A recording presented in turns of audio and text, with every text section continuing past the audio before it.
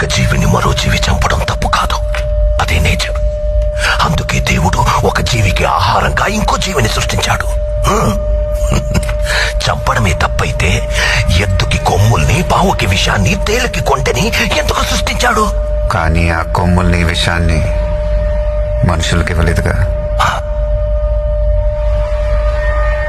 మెదడు, మనిషికి మెదడుంది కదా. బలవంతుడే బతకగలడు.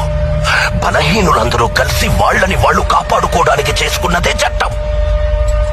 జింకని చంపితే శిక్ష, మేకని చంపితే శిక్ష లేదు.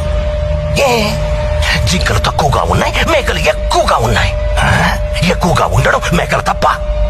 ఈ భూమి మీద మేకల కంటే ఎక్కువగా మనుషులున్నారు.